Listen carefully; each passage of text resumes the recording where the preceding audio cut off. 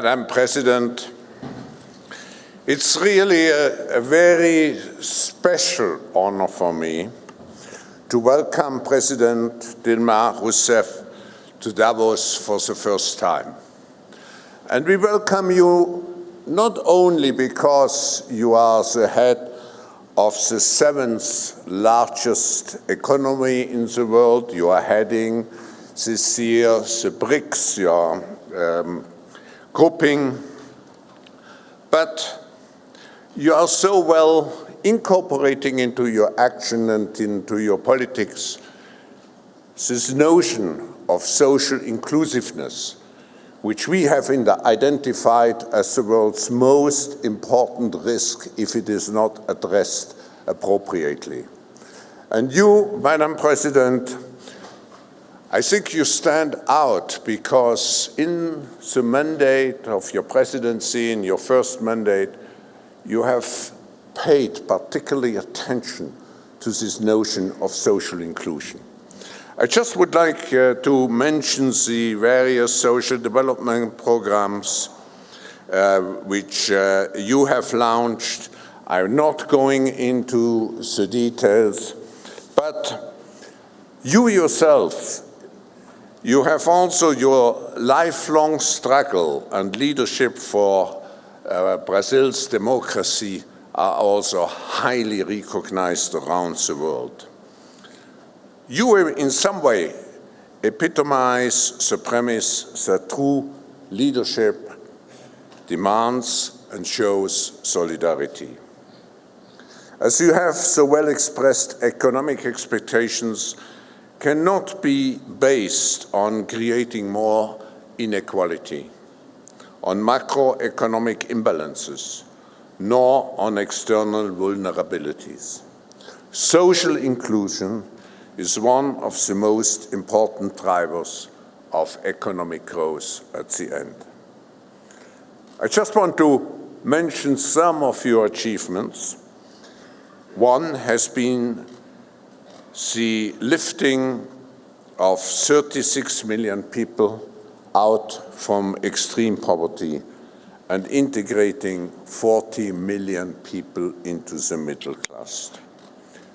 One other thing which is very close to our hearts and particularly to the World Economic Forum, you have been a true leader in gender parity matters and have moved away from a short-term focus and developed policies for long-term priorities. Madam President, we welcome you very cordially in the snow of Davos.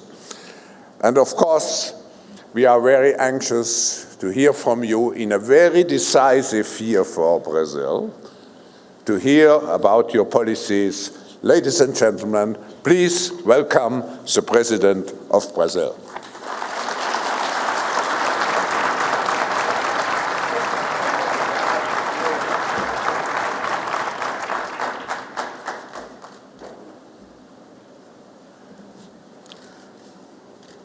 Boa tarde.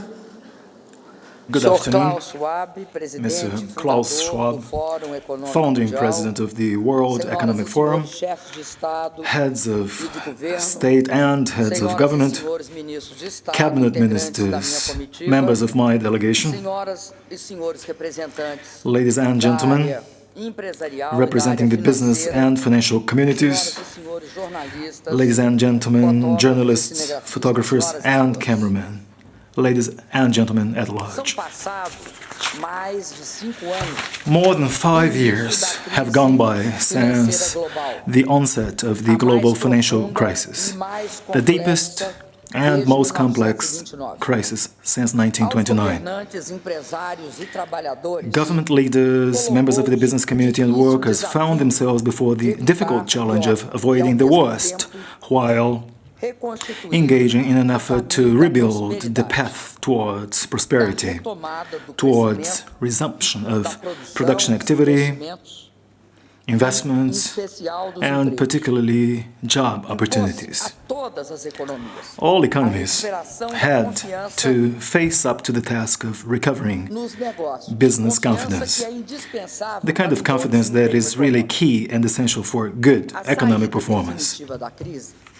In order to definitely exit the crisis, one is required to adopt an approach that will attach priority not only to the short term. The short term is very important, but it is just natural that in a crisis environment that is contaminated by its adverse effects, many evaluations or reviews ultimately focus solely on the short-term time dimension. It is, however, absolutely essential to bear in mind the medium and long-term time horizons in our reviews in order to support diagnosis and actions that are required to ensure growth of the different economies.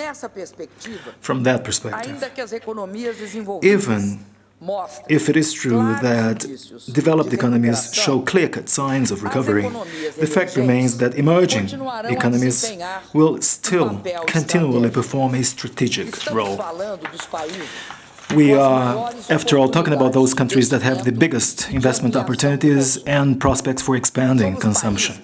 We, the emerging countries, are countries that require and demand a diversified logistics infrastructure, social and urban infrastructure, as well as energy, oil, gas infrastructure, as well as ores, as well as industrial and agricultural investments. We are societies currently undergoing a strong social mobility process, societies where new and dynamic domestic markets are being established.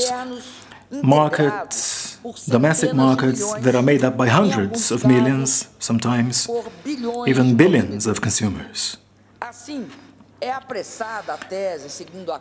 Therefore, the view or notion according to which, following the crisis, emerging economies will allegedly be less dynamic is an over-hasty theory.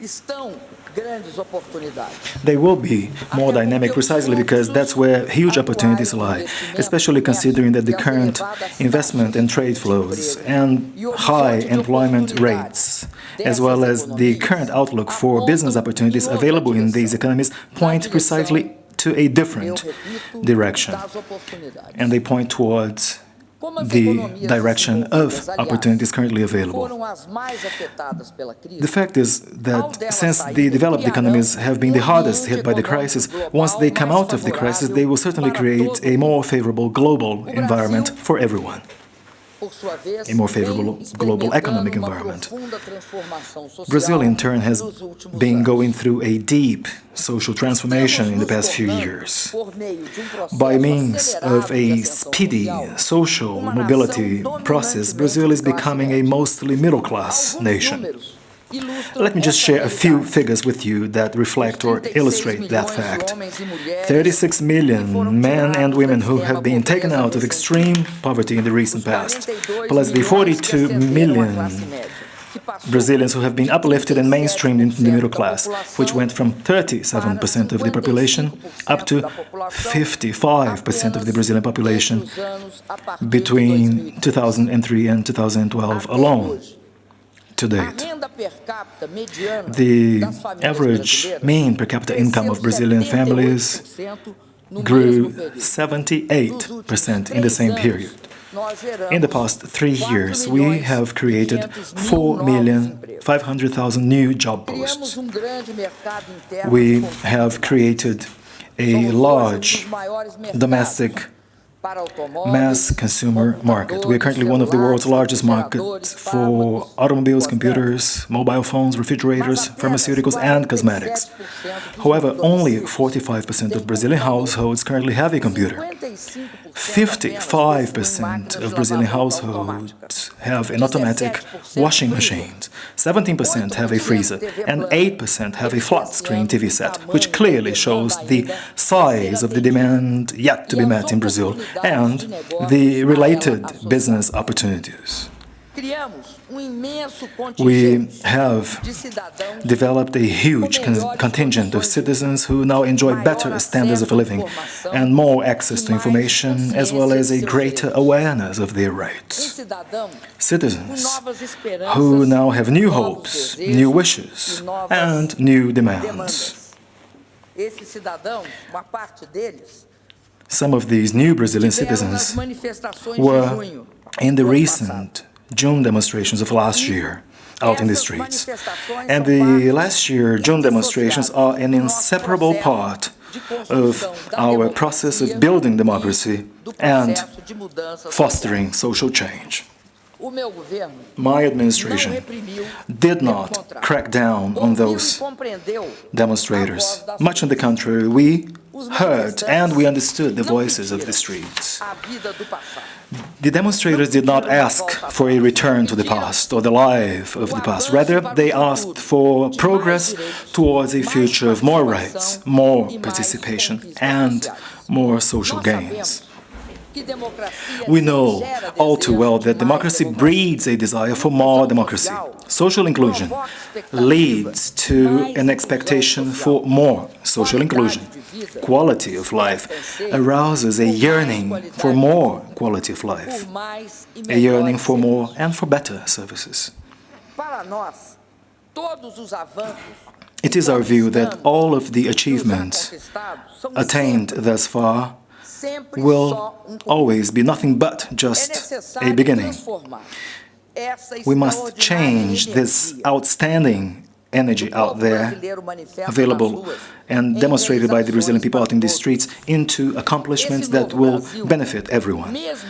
This new emerging Brazil, even if somewhat unequal, although certainly less unequal, is being built without giving up any of our commitments towards sound economic or macroeconomic foundations. Inflation control and balanced government accounts are key sine qua non requirements in order to ensure the much-needed stability as the solid foundation for economic expansion and social progress. Inflation in Brazil remains under control, and since 1999, Brazil has pursued the inflation targeting regime. In the past few years, we have pursued the very center of the target, and year after year we have worked to attain this objective. The results achieved thus far are very much within the range acceptable under this monetary regime. May I underscore that we have purposefully sought convergence towards the center of the inflation target. The experience we had with extremely high inflation rates back in the 1980s and 90s taught us a lesson on the destructive power of lack of price control over income, wages, business profits, and obviously enough on the overall economic variables. Currency stability is currently a central value for us Brazilians as a nation. May I emphasize that we do not compromise with inflation. Fiscal responsibility, in turn, is a founding principle of our economic and social development vision. In Brazil, federal government current accounts are under control, and there has been a qualitative improvement in government accounts in the past few years. We have successfully attained a sharp reduction in the net public sector debt, which fell from 41 or 42.1% in 2009 at the very beginning of the crisis, down to 34% of the GDP in 2013. Even the gross debt has dropped in the same period, going from 60.9% down to 58.5% of the GDP. My administration will soon set the primary surplus target for this year, and we will do so very much in line with the current trend to reduce public indebtedness. It is my belief that Brazil posts one of the lowest government indebtedness levels in the world. Now, as we look towards the future, two other initiatives emerge as strategic. The first such initiative is about enhancing the control over subnational government accounts and strengthening the principle of fiscal stability in order to ensure greater effectiveness and transparency to the subnational government's task of developing and fostering a primary surplus. And that, of course, includes the federal administration plus the state and municipal governments. The second key initiative is about repositioning state-owned banks so as to expand credit availability for investment purpose, which is currently possible given the increased involvement of private financing, the capital markets, and new financial tools. In Brazil, we have a sound financial system with high levels of capital, liquidity, and provisioning, which has helped ensure a sustainable expansion of credit availability in the course of the past few years. The system that is currently in place is also an efficient one and includes a harmonious role for private institutions, private banks, both national and foreign private banks. These institutions have performed an important role in Brazil in the past few years, especially the public financial system during the periods of turbulence in international financial markets. With the resumption of normal conditions in global markets, the government's strategic guidance is that these public institutions should go back to their natural roles and agendas as part of their original mandate. The global financial crisis has now taken on new contours as we see the tapering or withdrawal of monetary incentives by developed countries. Now, while recognizing that this move reflects a trend towards recovery of the world's economy and trade, there remain lingering challenges that do breed volatility in the financial markets.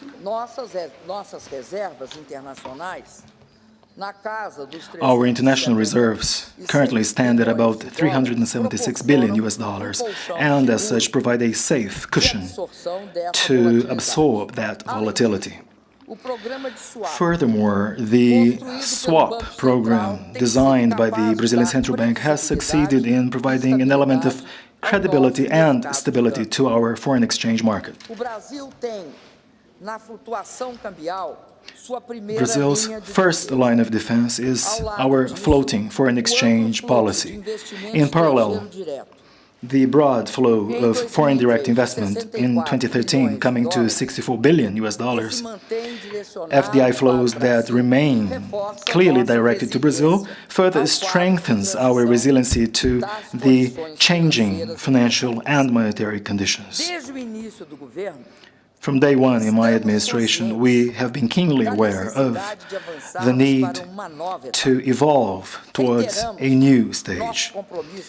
We have reiterated our commitment towards institutional quality, especially as regards respect towards existing contracts, and our commitment towards a stable economic environment that will prove attractive to investors. It is our objective to structurally improve the Brazilian economy, thus making it increasingly competitive. To that end, it is critical that we engage in an increasingly better management of government funds by reforming the state apparatus and by cutting down on red tape and bureaucracy. Accordingly, measures aimed at lowering bureaucratic requirements are key in order to boost Brazilian productivity. Let me just refer to one example, the so-called streamlined or simple business web portal, to be put in place this year with the purpose of shortening the time required to open a business in Brazil to no more than 5 days. Above all, we must and we are clearly determined to foster a strong increase in investments in infrastructure, education, and innovation. By so doing, we will increase the investment rate vis-à-vis the Brazilian GDP, which is absolutely key to uphold and sustain long-term growth. That is ultimately the meaning or the purpose of our infrastructure expansion program, whose purpose is ultimately about overcoming the bottlenecks that have resulted from decades of underinvestment and made worse by the strong increase in demand in the past few years. Working in partnership with the private sector, we have in place a concessions program focusing on integrated logistics infrastructure, energy infrastructure, plus social and urban infrastructure, all of which involves hundreds of billions of dollars. The ultimate objective of the program is to, of course, add funds while boosting efficiency and enhancing management of the services associated to those public works. The private sector consortia that have taken part in the ongoing concessions and bidding processes are made up by large Brazilian and foreign corporations. We have thus far carried out 5 highway auctions, thereby transferring more than 4,000 kilometers onto private sector hands for management purpose. We have also established concessions agreements for 6 airports granted to consortia led by large international operators, and altogether, in the course of the life cycle of these agreements, a sum of $20 billion will be attained, ultimately speaking. We have also adopted a new regulatory framework for the ports system, therefore enabling expansion of private sector involvement in the provision of services based on efficiency criteria and increased cargo throughput and volume. Thus far, 8 privately run ports have been authorized, which involves investments of more than $1.5 billion. In 2014, we will further authorize new privately run ports terminals, and we will start the leasing arrangements for public ports. A new model for highway concessions is currently underway. Brazil is a country that is as vast as a continent, and therefore we need a proper railway system, especially for grain and ore outflow, as well as for container transport. In 2014, we will carry out the very first such auction for one stretch in the Brazilian Midwest. The remaining stretches or sections will be further implemented as of this year, and we will re-establish the contours of certain projects in a spirit of dialogue with investors. One of the major challenges facing Brazil is about building a modern railway network that is in line with Brazil's continental size. 3 oil and gas bidding rounds have been conducted in the past year. The milestone event in this area was the auction of the huge Libra oil field, which was won by a consortium of companies between the Brazilian oil company Petrobras and 4 large oil companies that bring together both technical capabilities and financial resources. The Libra oil field is estimated to have reserves between 8 to 12 billions of barrels of oil. Its commercial development is expected to mobilize direct investments of about $180 billion in the next 35 years. Its multiplier effect will certainly have a positive impact on the entire oil and gas production chain. By commercially developing the other oil fields that have a similar potential as compared to the Libra oil field, Brazil will certainly become a substantial exporter of oil. In the electric energy arena, we have thus far carried out about 7 auctions, which have added more than 9,000 megawatts to the installed capacity in the generation segment.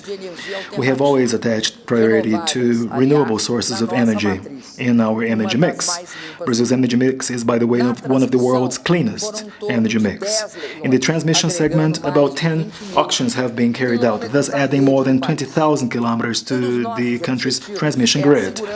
One of our main objectives is about energy security.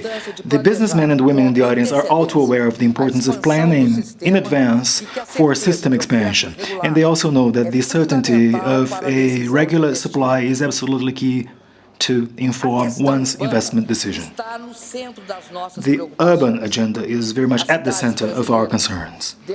Brazilian cities require investments in public transport, sanitation, and housing, especially considering that this year marks the World Football Cup and the Olympics in 2016. Of course, urban infrastructure is absolutely key as we move on and towards these international events. We have invested $62 billion in metros or subways, light vehicles on trains, and monorails by means of public-private partnerships. We're talking about 600 kilometers of rail systems and solutions to overcome my country's biggest urban problem. In other words, safe and rapid mass transport. Yet another extremely important challenge for us is about sanitation.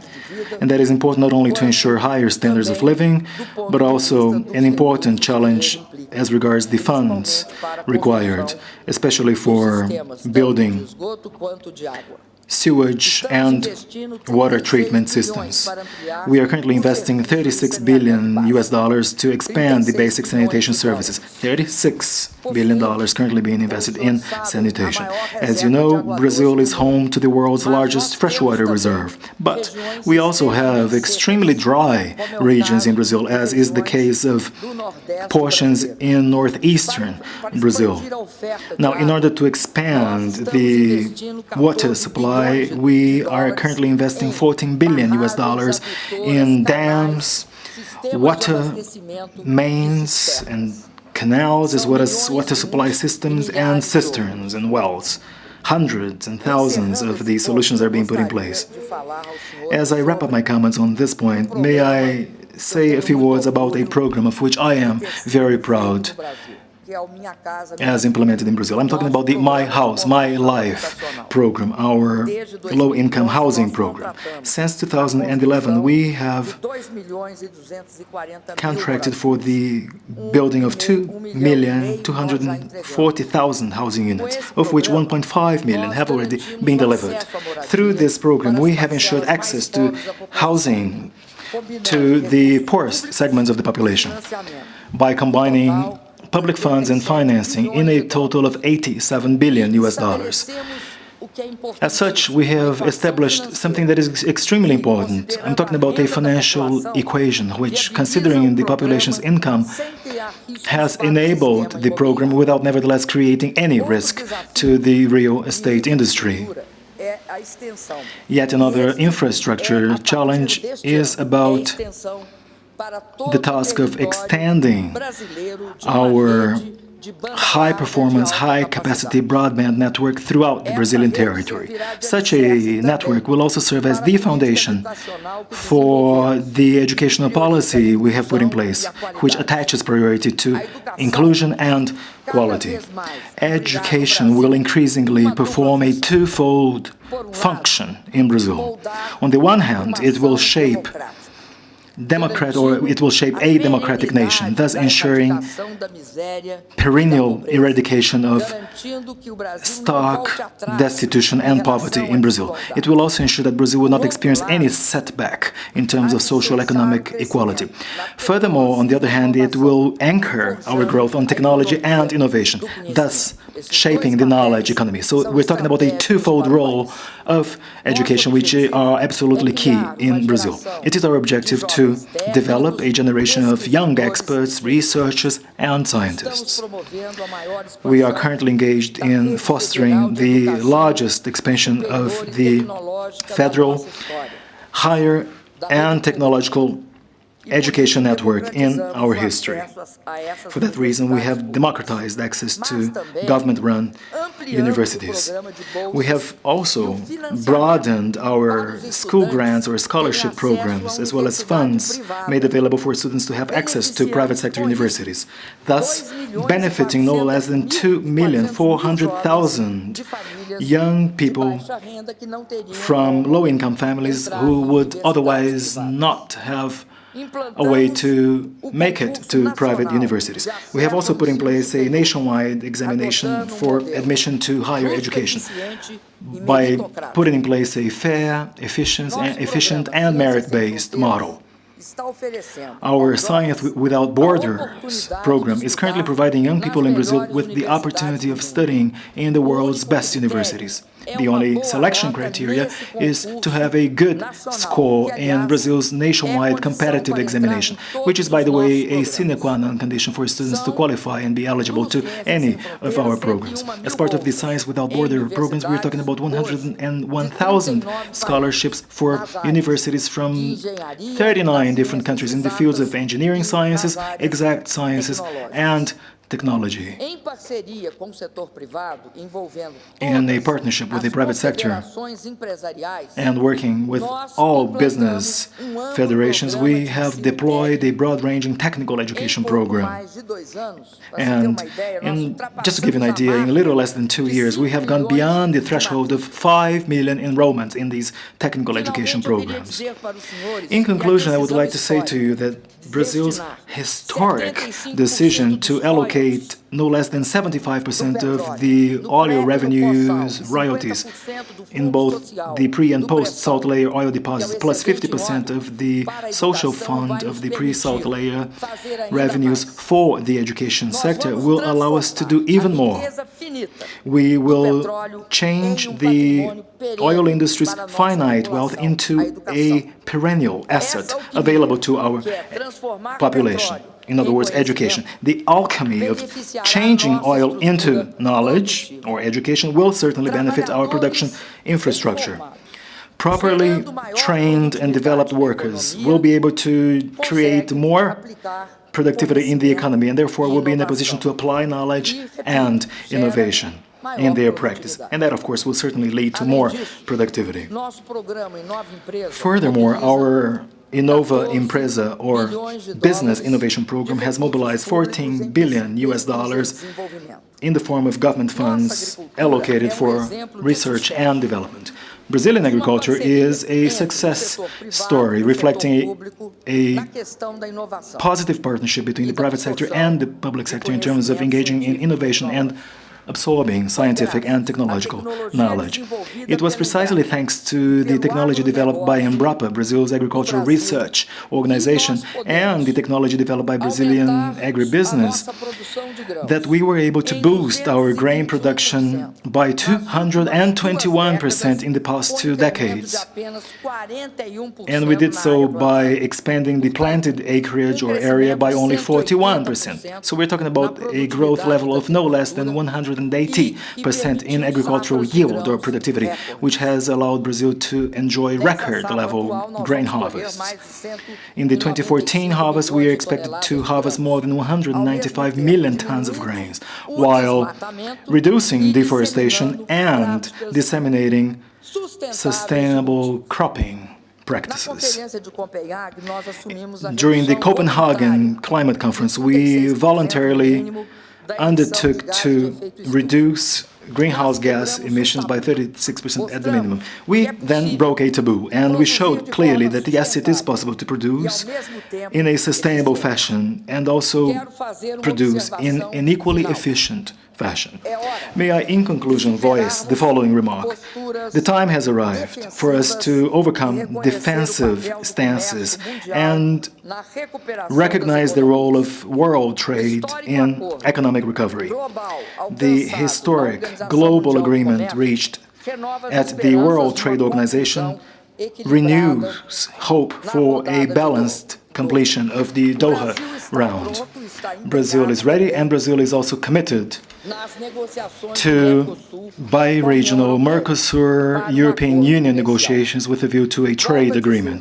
May I again stress that a new economic growth cycle or a new world economic growth cycle is currently under gestation. As the crisis recedes, we will certainly see emerging countries attract greater attention.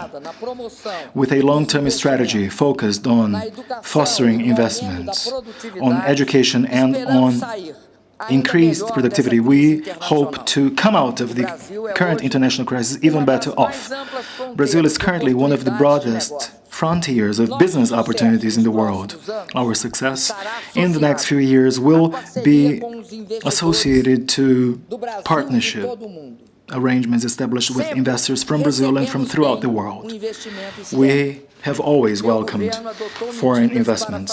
My administration has put in place measures to further facilitate those relations. Features of the current state of affairs or the recent state of affairs should not overshadow that fact. As I said before, Brazil needs and certainly wants to engage in a partnership with both Brazilian and foreign private investment stakeholders. Brazil would like to hereby invite you all to join us in the effort.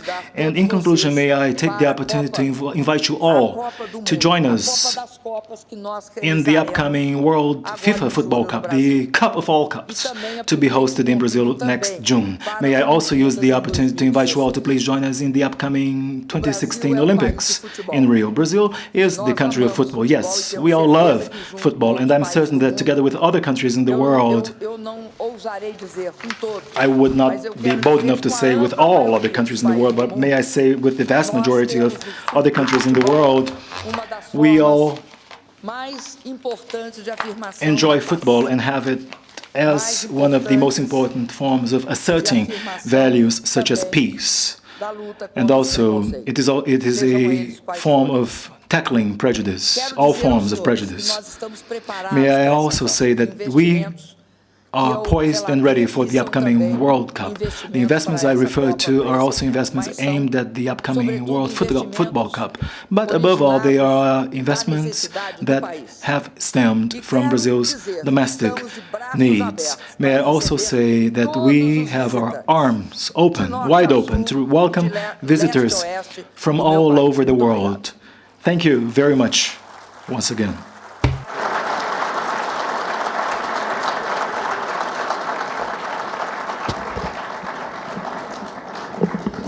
Thank you, Madam President. I think you have given us back confidence into the development of the emerging countries. This was one of the big issues, and of course, you have described to us the necessary policies to justify this optimism. Macroeconomic stability and discipline, the necessary reforms. Now I could go on also your concessions scheme, which is a demonstration of the importance you are giving to public-private cooperation. Unfortunately, we have run out of time for discussion, but I know you, Madam President, you have other opportunities this afternoon to interact with the audience. At the end, I can only say we wish you a great year with all what's happening, and of course, particularly with the World Cup. And even if I'm not Brazilian, I have to say we wish you and your team, and if I say your team, I mean also your governmental team, which is here, to score as many goals as possible. Thank you.